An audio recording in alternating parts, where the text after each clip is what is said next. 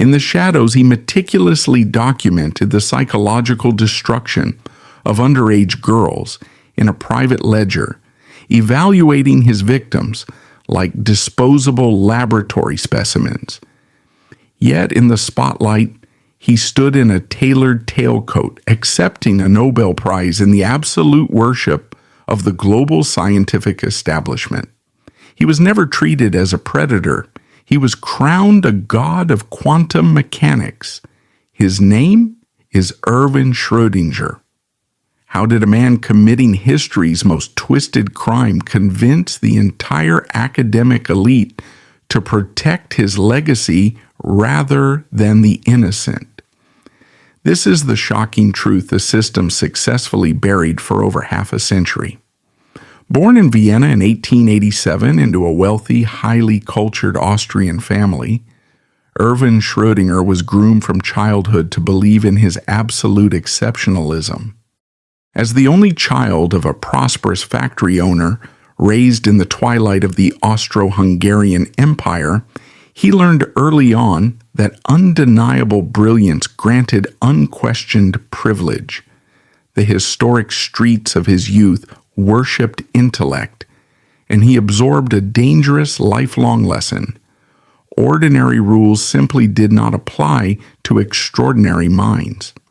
This aristocratic Viennese upbringing provided the exact tools to forge his darkest legacy, a legacy that extends far beyond his mathematical equations, revealing itself across three distinct, unforgiving axes of his life. First, his everyday persona, a calculated, eccentric, and harmless charm projected to systematically disarm his peers, his students, and his victims alike. Second, the insidious way he exercised power behind closed doors, utilizing intellectual intimidation, emotional coercion, and his status as a wealthy, revered older man to force total compliance from those entirely dependent on him. And third, the devastating consequences of his actions. This includes not just the shattered psychological foundations of the young individuals he targeted, but the broader moral bankruptcy of the academic and political systems that deliberately chose to protect a genius rather than protect the innocent. The sheer scale of Schrödinger's power was rooted in the physical and social reality of Europe in the aftermath of the First World War. This was the undisputed golden age of physics.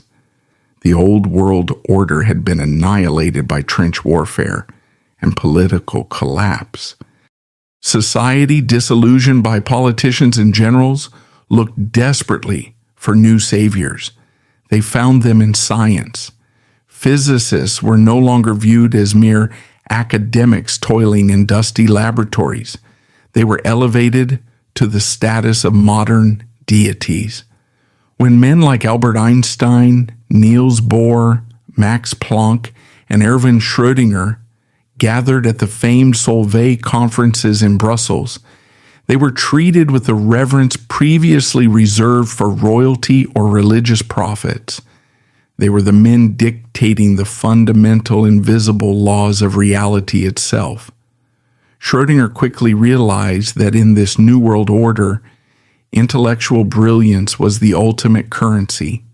It was a currency that could buy unparalleled prestige, it could buy limitless institutional funding, and most importantly, it could buy absolute societal impunity. Physically, Schrödinger mastered the art of playing the eccentric, benevolent philosopher.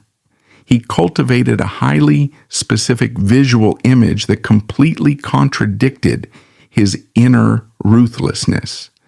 He was often seen walking the historic streets of Vienna or Zurich in simple, well-worn tweed jackets, peering benignly through iconic round wire-rimmed spectacles, a canvas rucksack slung casually over his shoulder. He looked exactly like a harmless, absent-minded professor deeply lost in abstract thought about the nature of the universe. When he spoke, his voice was measured, soft, and hypnotic. He frequently quoted ancient Hindu philosophy, debated the meaning of universal consciousness, and spoke of the profound interconnectedness of all living things. This carefully constructed facade was his greatest, most effective weapon. People looked at the chalk dust settling on his sleeves, the gentle stoop of his shoulders, and the soft cadence of his voice, and they saw a man seemingly incapable of malice.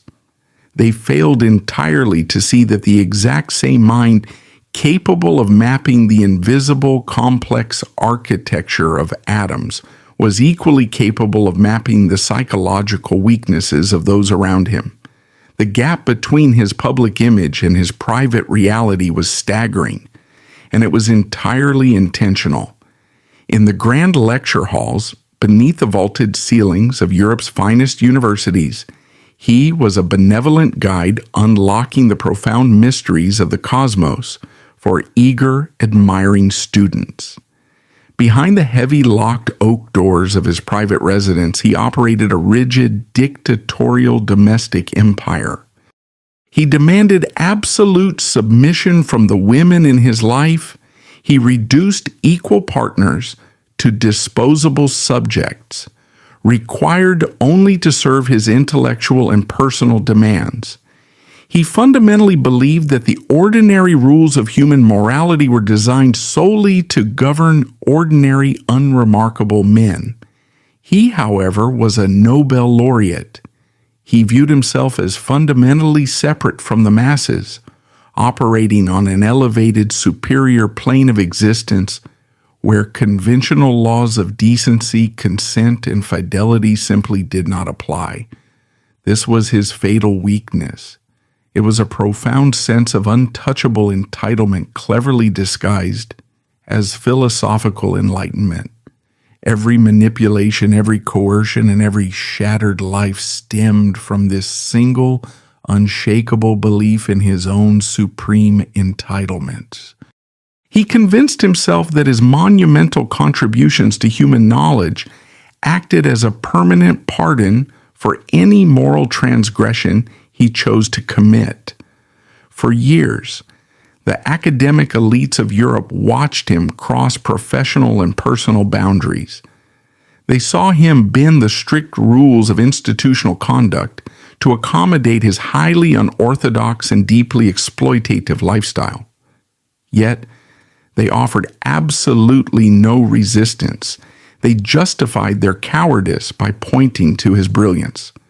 They eagerly separated the art from the artist, arguing that a man who contributed so much to human progress could be easily forgiven his domestic eccentricities.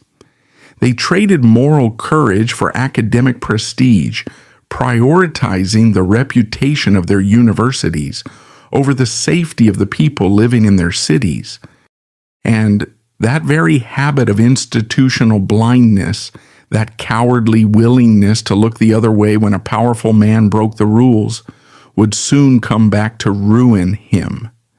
Previously, his colleagues merely viewed him as a man with unconventional habits, a minor, easily ignored inconvenience in the grand, noble pursuit of science. They had no idea of the grim, deeply exploitative reality. It was documented meticulously in the hidden pages of his private ledger. The true manifestation of his arrogance and the definitive proof of his willingness to exploit the vulnerable did not begin in the crowded, visible lecture halls of Vienna or Berlin. It began far away from the prying eyes of his peers, isolated in the freezing, suffocating silence of the Swiss Alps. The biting cold of the Swiss Alps in late December 1925 served as the grim incubator for a meticulously crafted myth. In the isolated resort town of Arosa, surrounded by suffocatingly silent snow-draped peaks, Erwin Schrödinger sought refuge in the Villa Herwig. Ostensibly, the 38-year-old physicist was there to treat his chronic, recurring tuberculosis. This physical frailty is a crucial piece of evidence in understanding his methodology.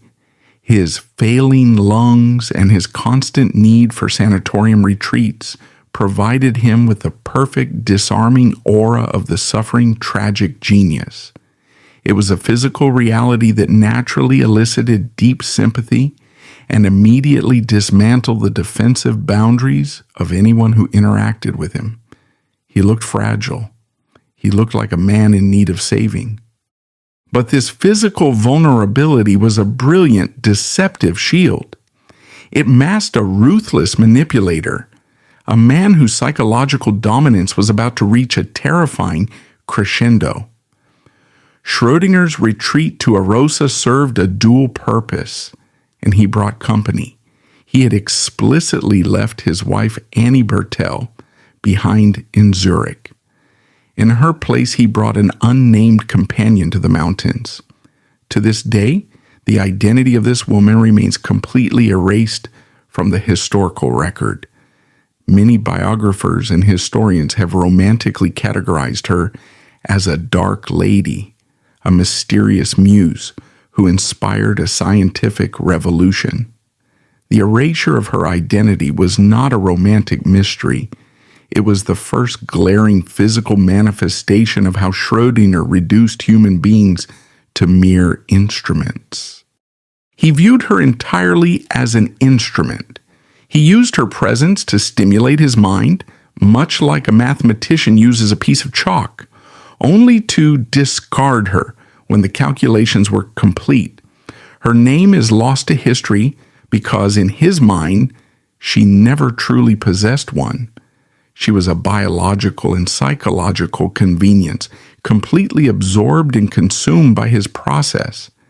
It was inside this freezing cabin, amidst this clandestine and entirely transactional affair, that Schrödinger formulated wave mechanics.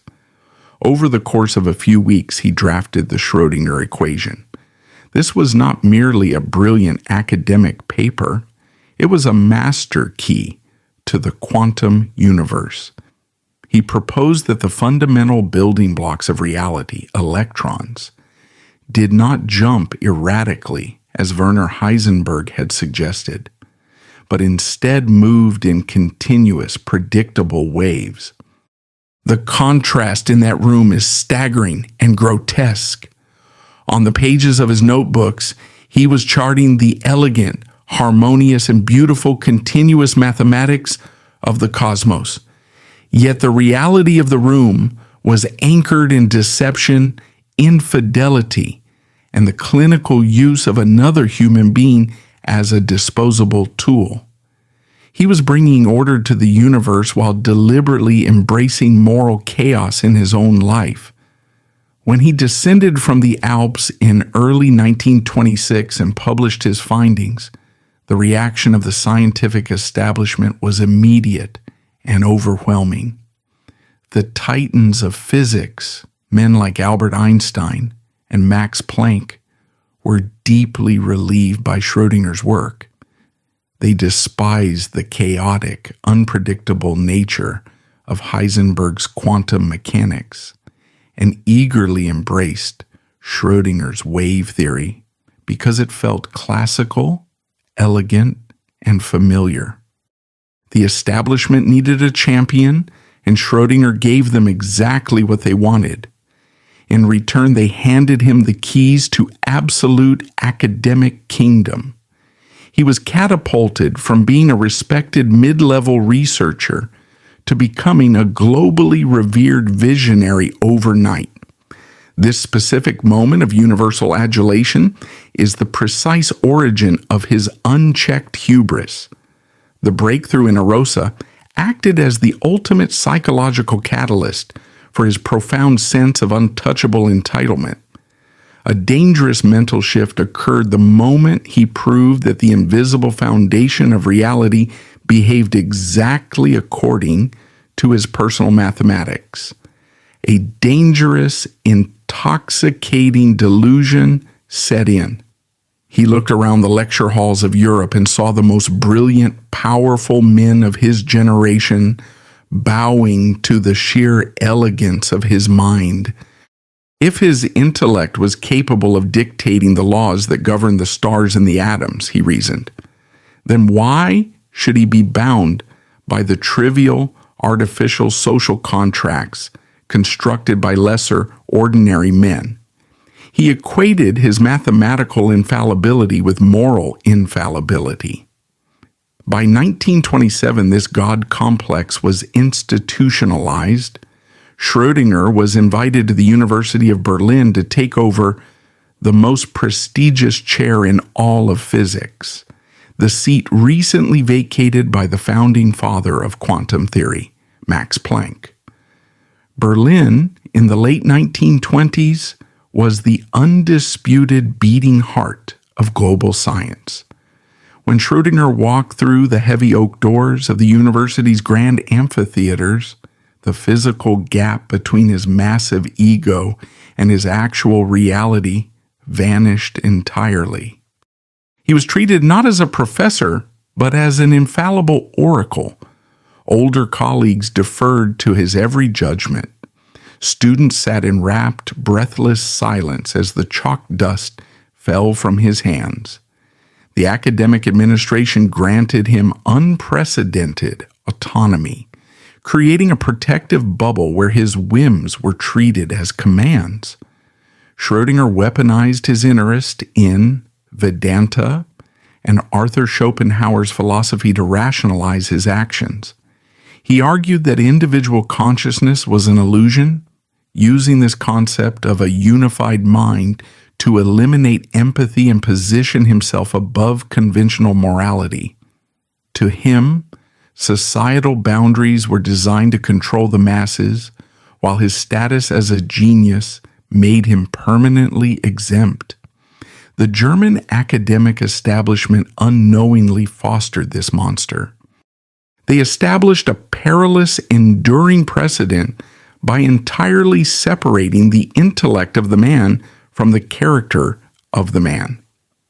As Schrödinger slowly began to test the boundaries of acceptable behavior in Berlin, displaying a haughty disregard for institutional rules and flaunting his arrogance, the authorities simply looked the other way. They weighed his behavioral transgressions against the immense prestige his name brought to their institution, and every single time they chose the prestige, he learned a vital, dangerous lesson. As long as he continued to produce genius, the men guarding the gates of civilized society would eagerly hold them open for whatever he desired to do. But the intoxicating power he tasted in the aftermath of the 1926 equation demanded a much more absolute form of human submission. Intellectual dominance in the lecture hall and the quiet erasure of an anonymous mistress were no longer enough to satisfy the black hole of his ego. He needed to control the physical and emotional realities of those permanently in his immediate vicinity. The abstract philosophical megalomania born in the Swiss Alps was about to solidify into a terrifyingly concrete, tyrannical domestic empire. Until then, everything was still, in the eyes of the academic world, somewhat okay. His transgressions were hidden in the mountains, or masked as intellectual eccentricities.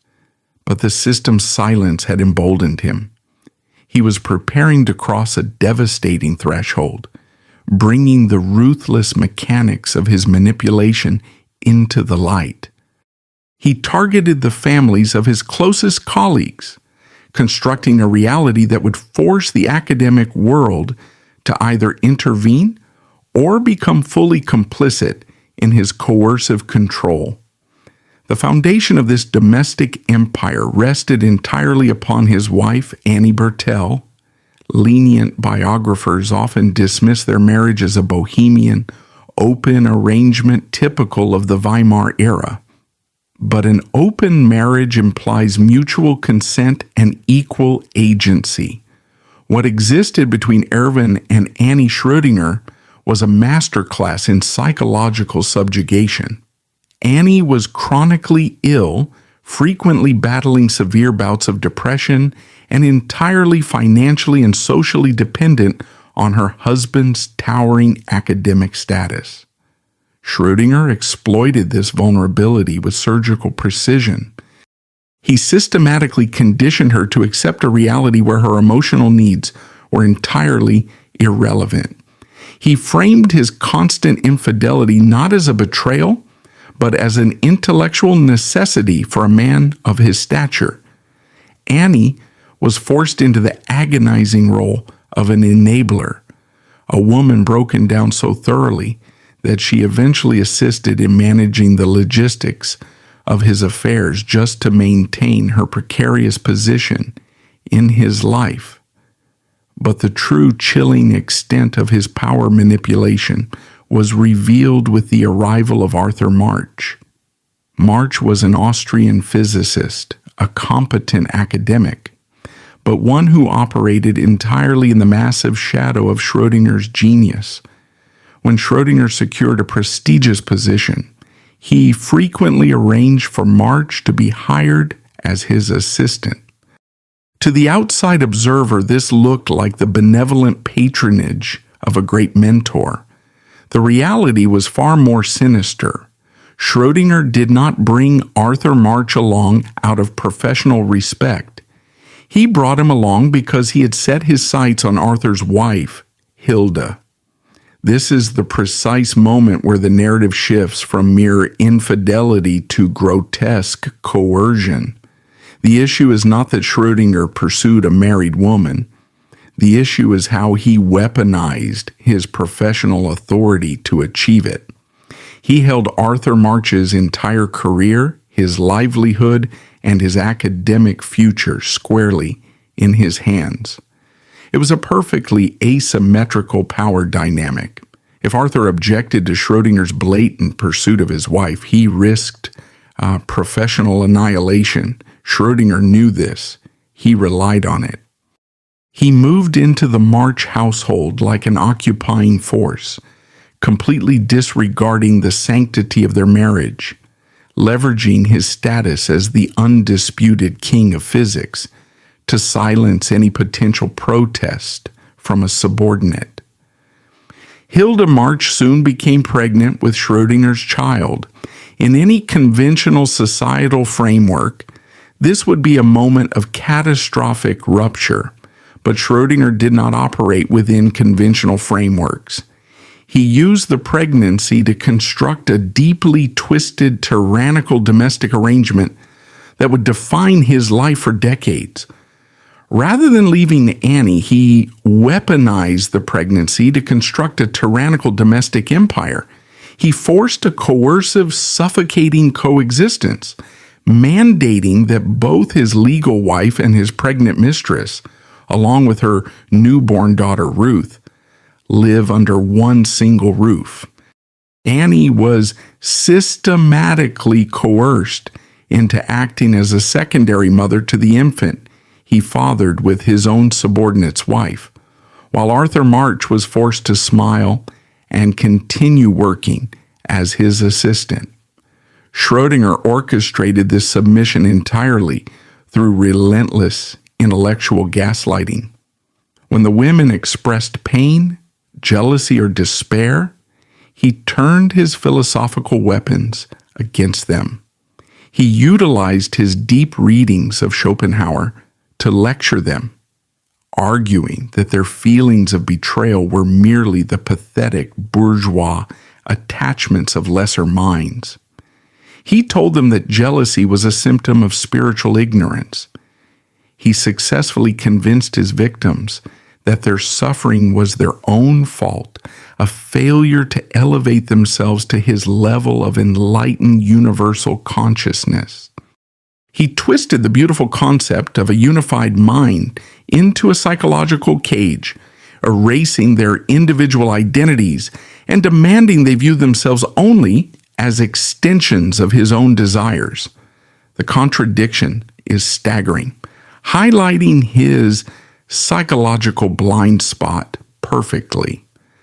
The man who dedicated his life to finding elegant, harmonious equations to describe the chaotic movements of the universe was simultaneously creating an environment of absolute emotional chaos and suffocating cruelty for the women trapped inside his home. He demanded order from the cosmos, but he inflicted tyranny on his family. He viewed himself as a benevolent God, but he functioned as a relentless dictator. By the early 1930s, this bizarre, coercive trinity became his permanent domestic reality. He paraded Annie and Hilda around Europe, daring the academic establishment to challenge him. He wore their subjugation like a badge of honor, physical proof that his genius rendered him immune to the consequences that would ruin an ordinary man. And for a time, the gamble worked. The universities continued to pay him, the scientific journals continued to publish him, and his peers continued to politely avert their eyes. Up to this point, his reign of manipulation was contained to adult women, women who were deeply compromised and coerced, but legally adults nonetheless. But as the political landscape of Europe began to darken with the rise of the Third Reich, Schrödinger was forced to relocate his twisted domestic empire to the hallowed conservative halls of the University of Oxford. And it is here, emboldened by years of facing absolutely no consequences from his peers, that the true nature of his monstrosity would finally metastasize. The adult women in his life had been broken into submission, but their breaking had required effort. As he settled into the English academic elite, Schrödinger made a terrifying realization. He no longer wanted the challenge of breaking adults. He sought out highly impressionable targets.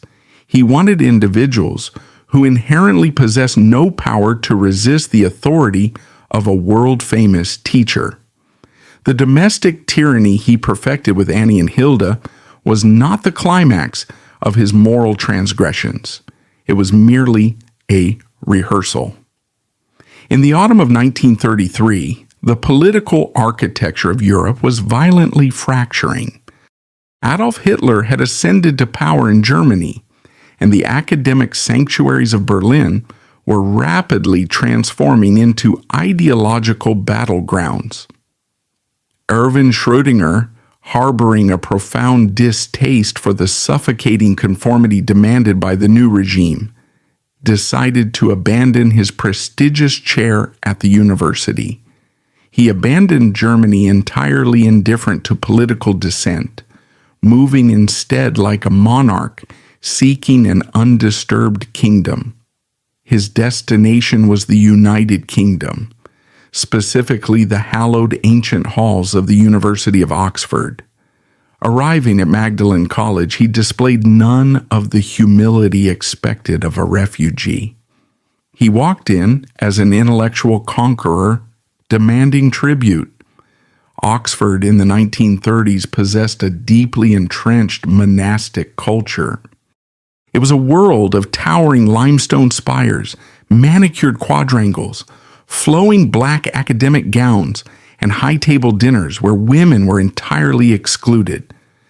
It was a bastion of upper-class British conservatism, defined by rigid social codes and a profound obsession with outward propriety.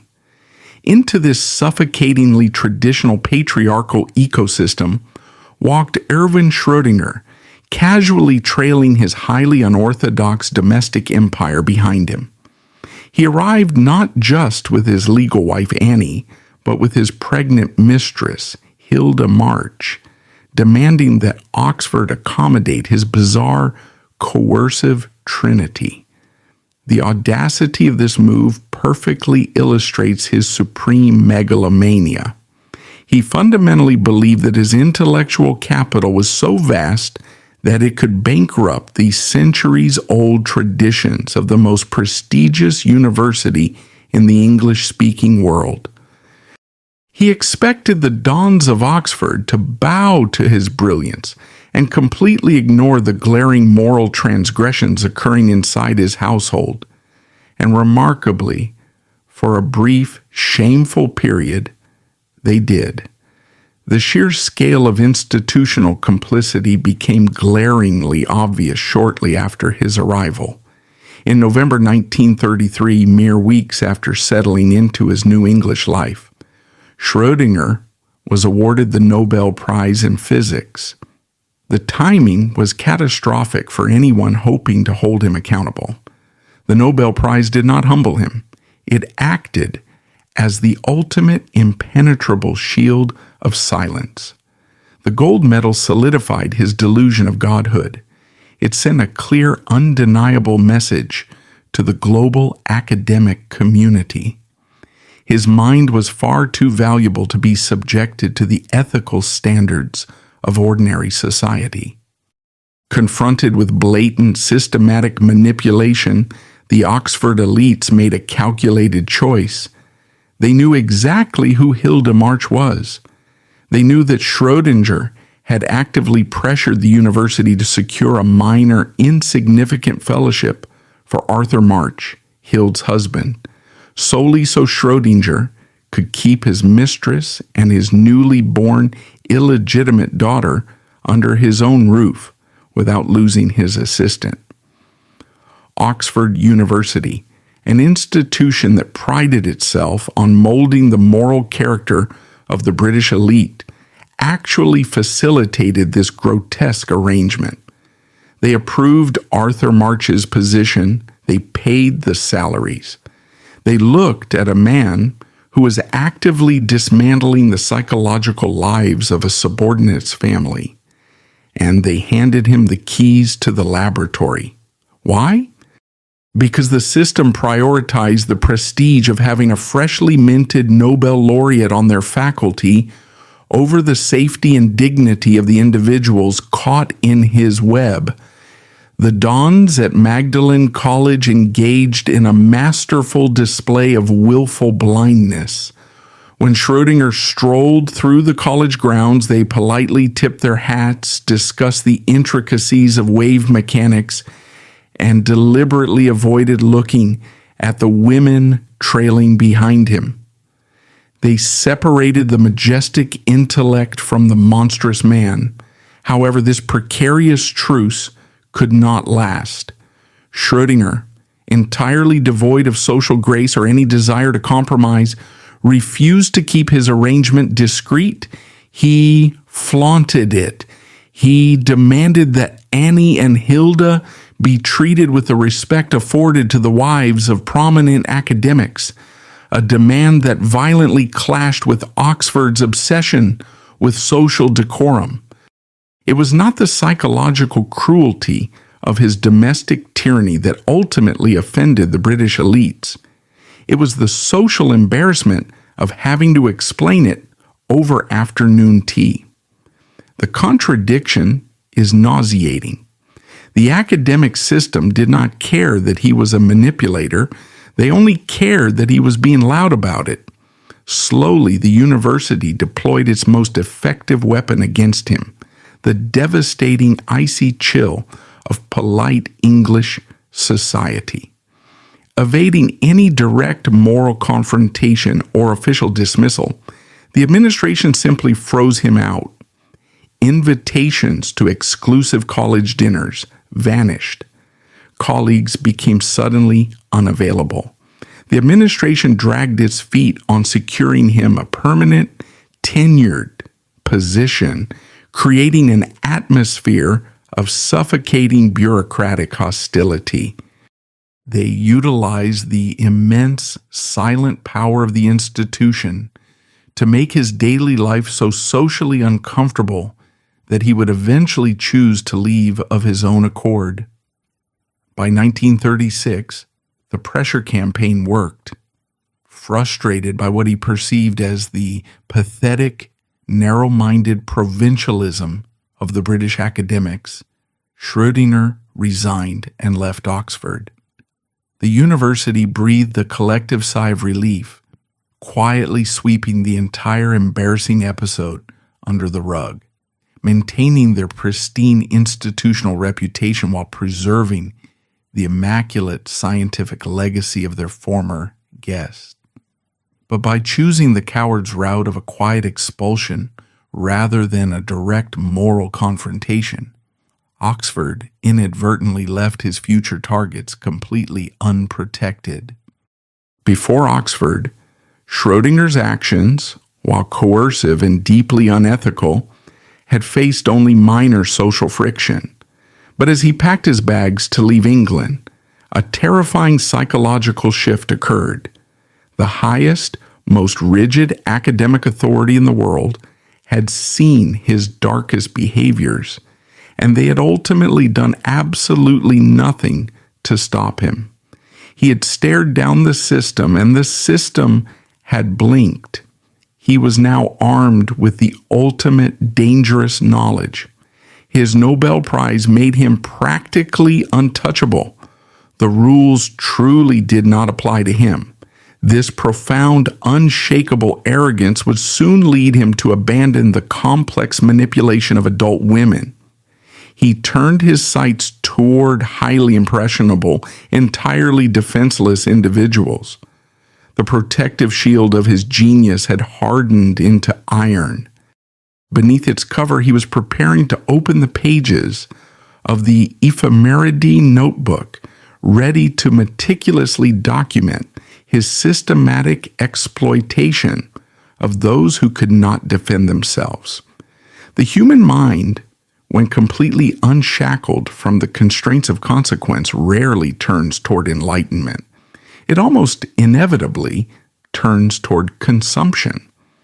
Having successfully stared down the moral authority of the Oxford dons and walked away entirely unscathed, Erwin Schrödinger fully internalized a terrifying reality.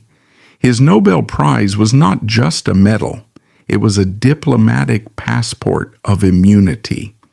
The academic system had proven that it would actively look the other way, prioritizing his mathematical output over his domestic tyranny. Emboldened by this profound institutional cowardice, Schrödinger no longer felt the need to limit his absolute control to the adult women within his household. He required a new, far more pliant demographic. He sought subjects who possessed no pre-existing psychological defenses, no societal power, and an inherent conditioned reverence for authority figures. To document this dark psychological progression, Schrödinger did not rely on memory. He relied on the meticulous, ingrained habits of a lifelong scientist. He began to keep a specialized journal, entirely separate from his academic notes. He titled this private ledger Ephemeride, a biological classification for mayflies, insects that live for a single day just to mate before dying. By assigning this scientific term to a diary cataloging his youngest targets, Schrödinger explicitly documented his methodology, treating vulnerable individuals as disposable organisms existing solely for his consumption. But a master manipulator, no matter how famous, requires a domain of control and a viable method of approach. How does a man in his late 40s and 50s, a world-renowned physicist with a highly publicized, complex domestic life, gain unchecked private access to highly impressionable individuals? He weaponized the very thing that made him famous. He used the trusted, universally respected disguise of the math tutor. He actively manipulated the profound, unquestioning trust that middle-class families placed in the institution of education. A European family in the 1930s would feel sheer, overwhelming pride when approached by a Nobel laureate who offers, seemingly out of the goodness of his heart, to personally tutor their struggling young student in algebra and geometry. The parents did not see a manipulator. They saw a monumental honor. They saw a golden ticket to intellectual elevation for their child. They willingly, eagerly unlocked their front doors, cleared the dining room tables, and handed their children over to a ruthless psychological manipulator. They were completely blinded by the blinding halo of his academic prestige. The physical reality of these tutoring sessions is where the true horror resides. The scene was often a quiet, sunlit parlor or a dusty, book-lined study. On the table sits a blank piece of paper and a sharp pencil. Schrödinger, projecting the warm, paternal aura of the eccentric genius, sits unnervingly close to the student. His abuse invariably started with calculated intellectual isolation. His method of psychological conditioning was an exact methodical science. First, he would use complex mathematical concepts to alienate the girl from her peers and her parents. He would lean in, his voice dropping to that hypnotic soft register, and tell her that she possessed a unique hidden brilliance that only he could recognize. He told her that she was different from the mediocre minds surrounding her. By praising her intellect, he created an intoxicating, exclusive secret world where only the two of them existed. He positioned himself not just as a teacher, but as the sole guardian of her potential. Once the psychological walls of the family unit were breached, he began to blur the boundaries of appropriate affection. A hand resting too long on a shoulder while correcting a geometric proof. A prolonged, intense stare over the rim of his iconic glasses. He used the inherent frustration of learning difficult mathematics to induce emotional vulnerability, and then he would sweep in as the comforting savior. He was actively rewiring the girl's understanding of boundaries, disguising his coercive control as profound, enlightened mentorship. If a girl felt uncomfortable, she had no vocabulary to express it, and no one to tell. Who would believe a struggling young student over the man who had just rewritten the laws of quantum mechanics? The ephemerity diary stands as the irrefutable physical proof of this calculated methodology. When biographers finally gained access to these pages decades later, they uncovered a cold, clinical ledger rather than tortured, conflicted ramblings. The handwriting in the diary is crisp, steady, and terrifyingly clinical. Schrödinger logged his interactions with these young girls exactly as he would log data points in a laboratory experiment. He recorded their precise ages, their personal details, and the exact psychological levers he pulled to break down their resistance. He tracked the milestones of their surrender with a chilling, detached precision. There are no expressions of guilt, no apologies to God or society, and no internal moral conflict.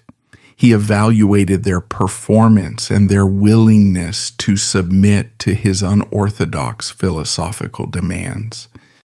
It is a chilling display of calculated exploitation, neatly organized in ink.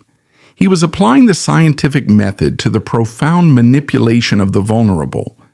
He hypothesized the best way to bypass a family's defenses, conducted the experiment in the study room, and recorded the results in his notebook. He convinced himself that because he was observing his own monstrous behavior through an analytical, detached lens, he was somehow elevated above the absolute depravity of the acts themselves. This diary dismantles the final desperate defense offered by his apologist. For decades, sympathetic historians tried to paint Schrödinger as a hopelessly romantic, naive artist who simply loved women too much and failed to understand societal norms.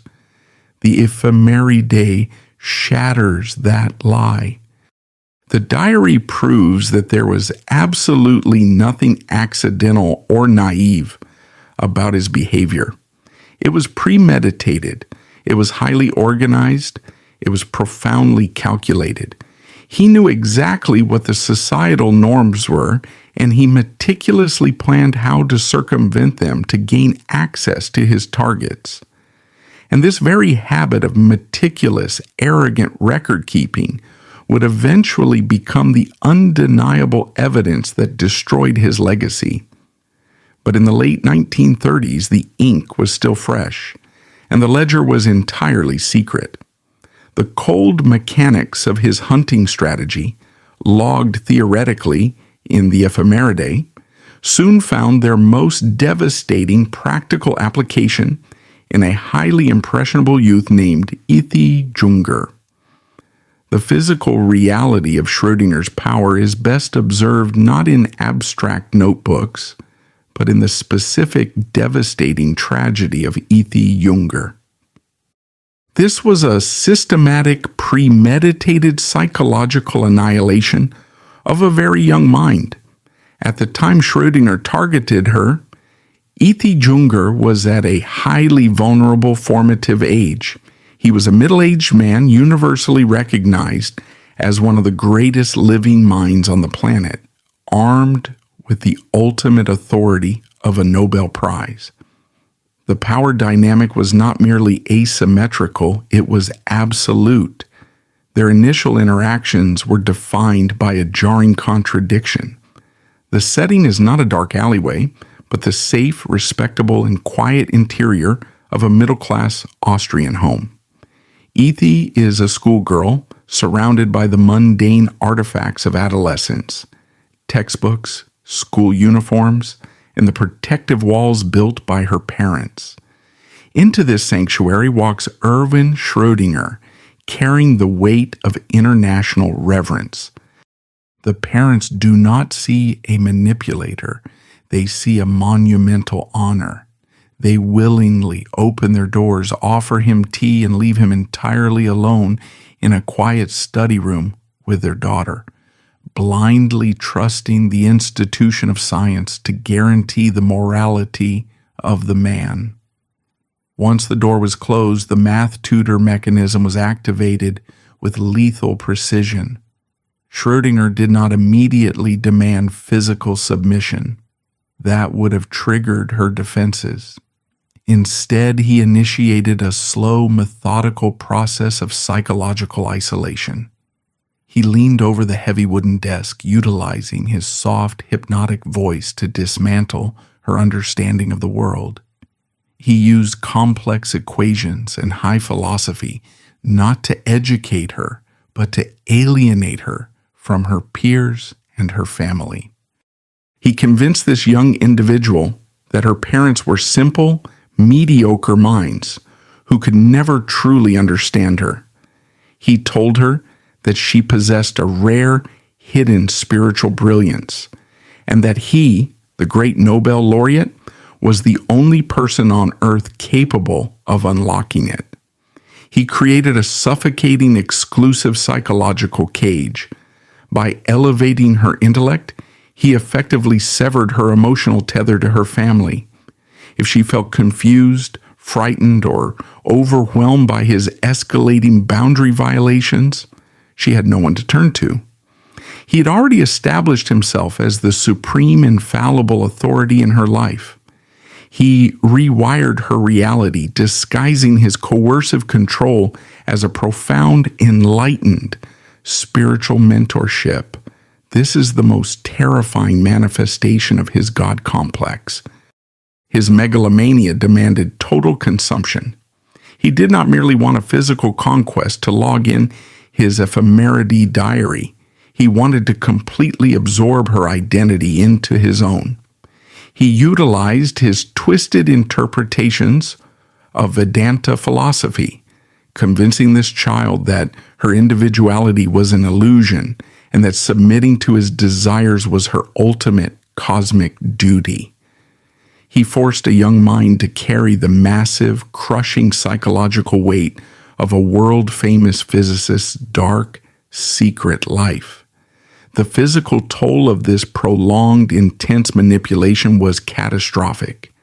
Human bodies, particularly the developing bodies of children, are not designed to endure the suffocating stress of keeping the secrets of a predator. Ethy's trauma did not remain abstract. It manifested in severe, violent, somatic symptoms. The constant fear of discovery, the profound confusion of being manipulated by a trusted adult, and the unbearable weight of his psychological dominance triggered a series of devastating health crises. Biographical records and historical investigations indicate that the sheer stress of Schrödinger's prolonged abuse fundamentally shattered Ethy's physical health. The trauma was so severe and the subsequent medical complications so profound that it triggered a series of devastating health crises, leaving her with permanent physical scars and completely altering the trajectory of her life. The irony is utterly sickening, and it is the exact reason why his legacy must be condemned. Schrödinger, the man who arrogantly forced his legal wife to raise the illegitimate child he fathered with his assistant's wife, simultaneously destroyed the biological future of a highly impressionable youth. He manipulated the creation of life to assert dominance in his own home, and he permanently extinguished the possibility of life to satisfy his exploitative compulsions in another. He left Ethy Junger with permanent, life-altering scars, both psychological and physical. He fundamentally altered the trajectory of her entire existence, breaking her down into a disposable component for his own gratification, and then coldly logged the success of his methods in his diary. And how did Schrödinger react to the devastation he caused? He felt absolutely nothing. In his mind, Ethy's suffering was merely collateral damage in the grand, important narrative of his own life. He viewed the innocence and vulnerability of young minds not as something precious to be protected, but as an implicit, natural reward designated exclusively for the intellectual elite. He had successfully tested his hypothesis. He had proven that his genius granted him the power to bypass the protective instincts of parents and the moral boundaries of society to consume the formative years of a vulnerable individual. One might naively hope that the universe, or at least the looming outbreak of the Second World War, might finally disrupt his reign of unchecked abuse. One might assume that the chaos of a collapsing Europe would force him into accountability.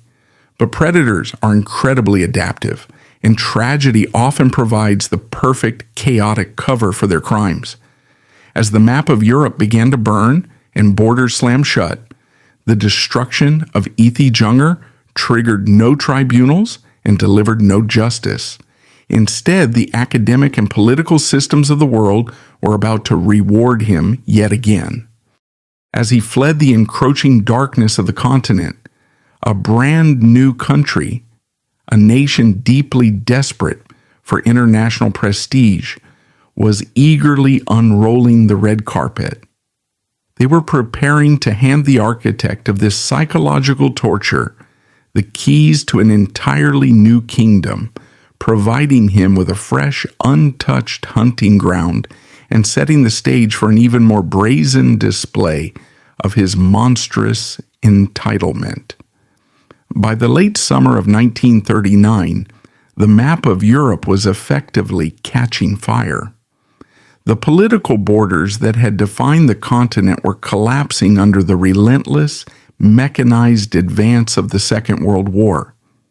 Millions of ordinary citizens were desperately seeking avenues of escape, trapped by closing borders, restrictive immigration quotas, and the terrifying indifference of the international community. But for a man equipped with the ultimate currency of a Nobel Prize, the geopolitical catastrophe did not represent a threat to his survival. It merely represented an inconvenience, a brief interruption before he was presented with a brand new, highly lucrative opportunity. As the continent prepared for unparalleled slaughter, Erwin Schrödinger was not scrambling for his life in a crowded refugee line. He was calmly negotiating the terms of his next intellectual kingdom. The academic sanctuaries of mainland Europe were no longer viable, and his bridges in Oxford had been thoroughly burned by his own arrogance.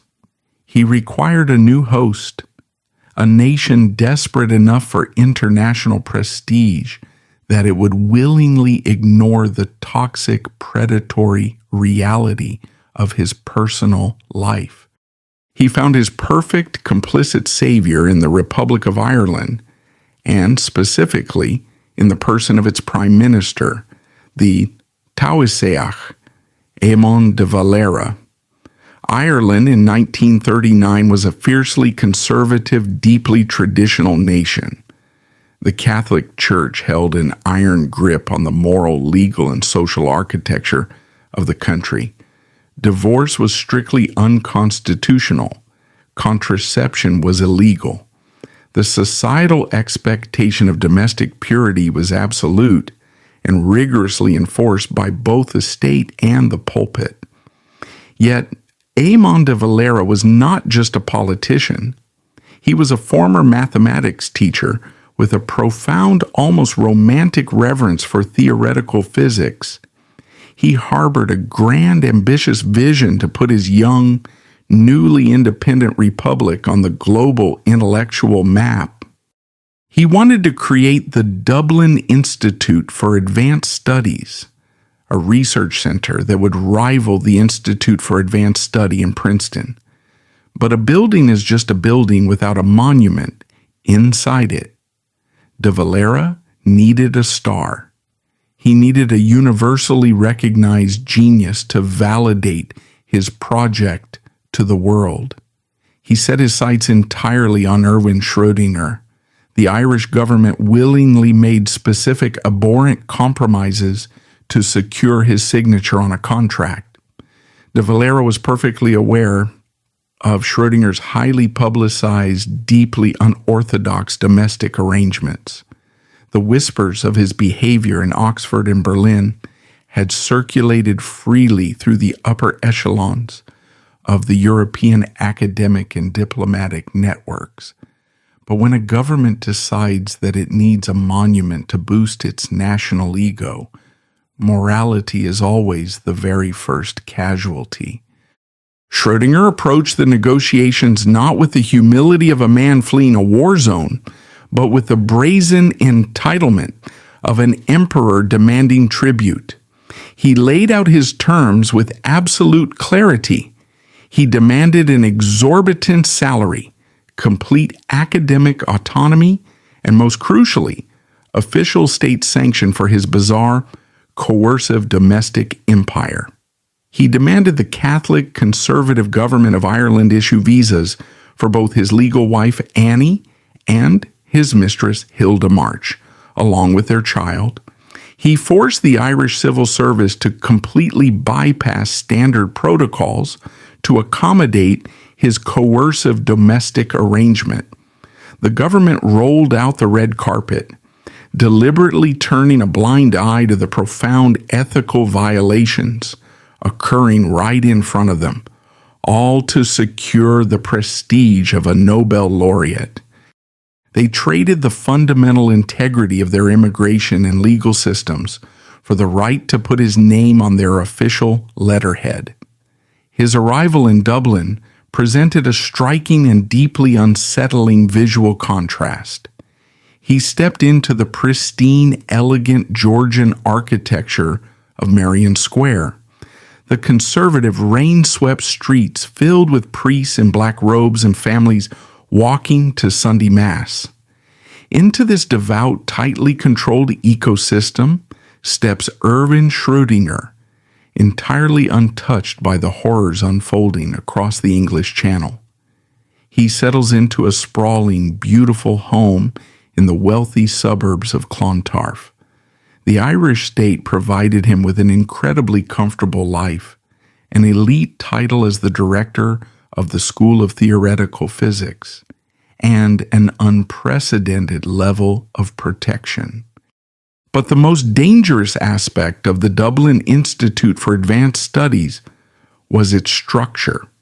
Unlike a traditional university, the institute had no undergraduate students. It was purely a center for high-level theoretical research. This meant that Schrödinger had absolutely no mandatory teaching duties, no heavy administrative burdens, and virtually zero institutional oversight. The state had effectively handed a highly organized, completely unrepentant psychological manipulator a massive salary, a protective fortress, and vast unstructured amounts of free idle time. This environment acted as a massive accelerant for his delusion of absolute immunity. His megalomania, previously validated by the academic elites of Germany and England, was now officially sponsored by a sovereign head of state.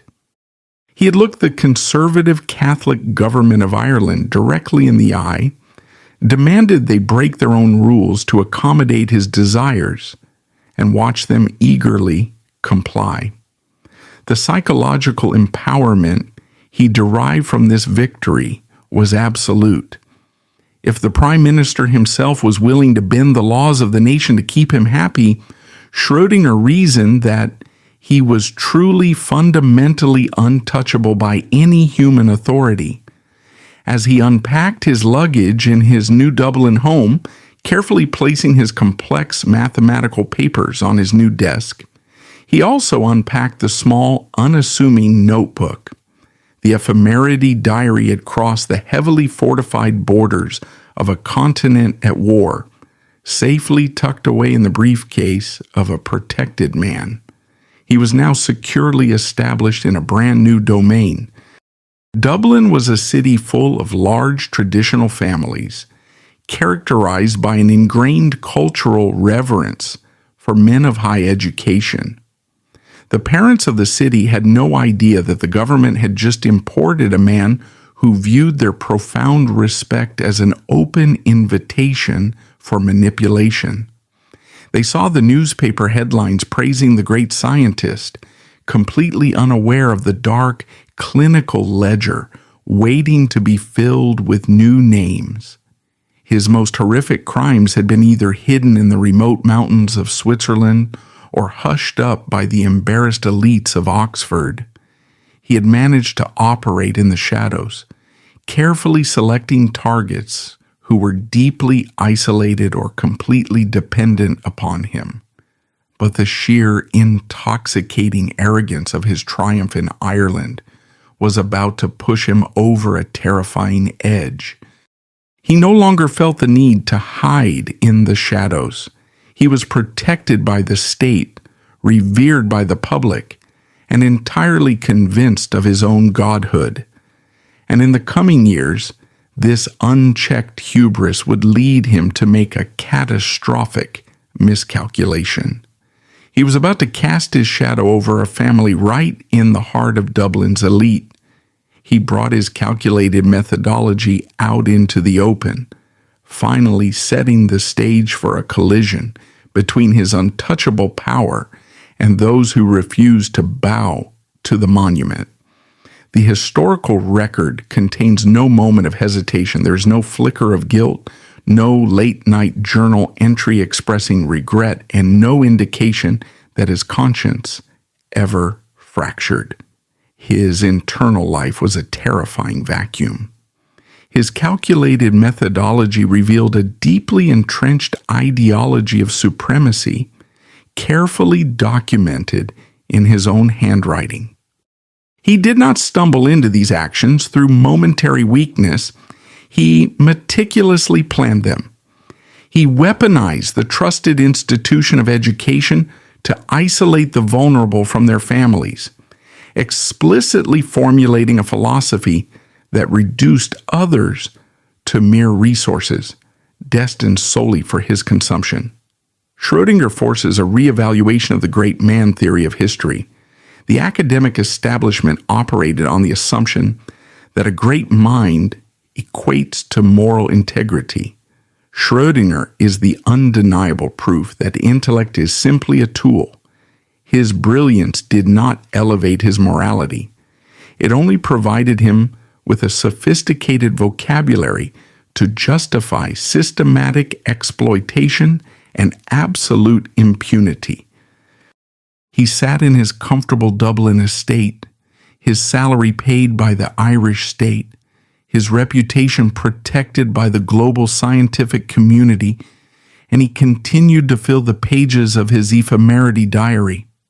He lived a life entirely insulated from the consequences of his actions.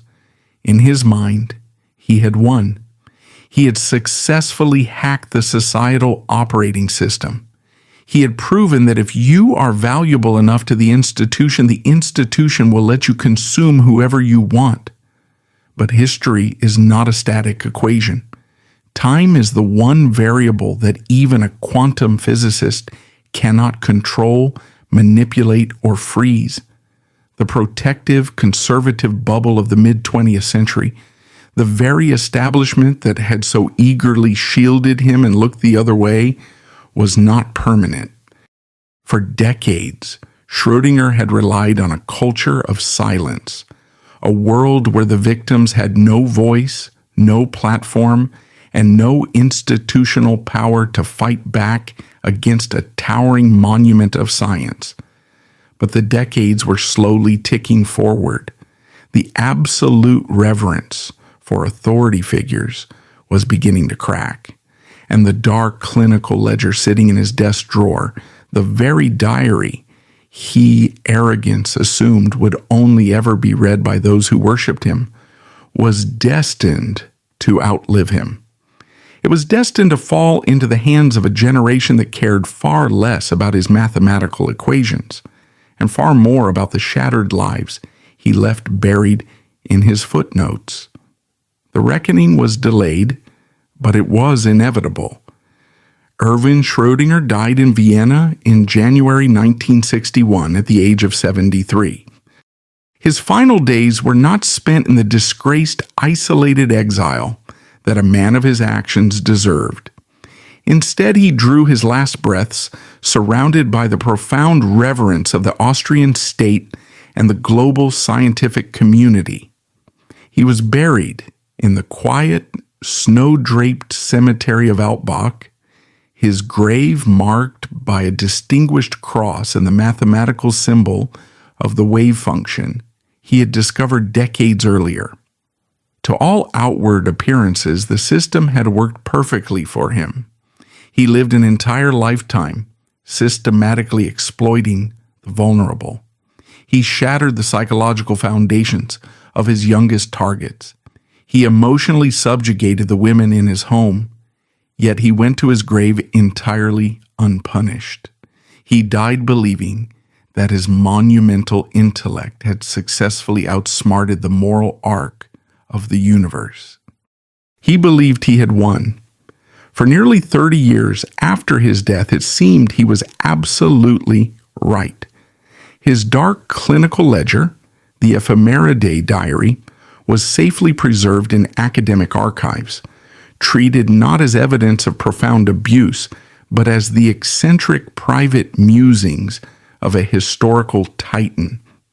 When biographer Walter Moore published a comprehensive look at Schrödinger's life in 1989, explicitly detailing his systematic targeting of highly vulnerable youths like E.T. Junger, the reaction from the scientific establishment was a masterclass in institutional inertia. They did not launch investigations. They did not rename their buildings. The physics community collectively shrugged.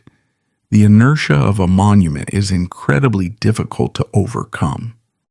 The textbooks were already printed, the Nobel Prize was permanently recorded, and the men running the universities simply could not reconcile the elegance of the mathematics with the monstrosity of the mathematician. The shield of his genius held firm long after the man himself had turned to dust. But the verdict of history does not have a statute of limitations, and monuments built on a foundation of silence are inherently fragile. The protective conservative bubble that had so eagerly shielded him throughout the 20th century eventually collapsed. The 21st century brought a radical, uncompromising shift in how society evaluated the architects of its culture. The absolute reverence for authority figures cracked, and the voices of the vulnerable, historically relegated to the footnotes of great men's biographies, finally found a platform. The delayed reckoning for Erwin Schrödinger was not driven by the scientific establishment. It was forced upon them by the relentless demand for historical truth. The turning point arrived in late 2021. A searing, meticulously researched investigative series by the Irish Times officially ignited the fuse that would topple the icon. Bypassing his wave mechanics completely, the investigative series zeroed in on the ephemerity.